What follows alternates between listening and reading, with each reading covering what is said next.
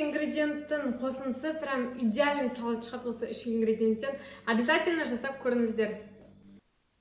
Енді осы салатты дайындаймыз. Ол үшін бізге 3 піскен жұмыртқа керек. Оны 4 бұрышты етіп турап аламыз. Содан кейін осындай құс керек болады. Біреуі жетеді. Оны да суға пісіріп алғаннан кейін осылай уақтап турап шығыңыздар, сүйектерінен ажыратыңыздар. Мен бұл құсты пісіргенде судың ішіне тұз салғанмын, сондықтан оның дәмі кішкене жақсы шығып тұрды. Сосын барлығын осындай майонез салып араластырамыз. Осы қолымдағы майонездің мен почти барлығын салдым.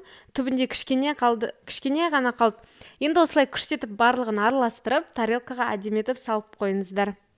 Бұл дайындағанда өте жеңіл и уақытты да аз алатын салат. Міндетті түрде осындай салат жасап көріңіздер. Дәмі просто шикарный. Всего лишь 3 ингредиент бар.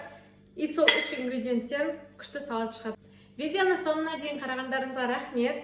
Келесі видеода қандай салаттың рецептісін түсірейін, соны астына жазып кетіңіздер комментарийге.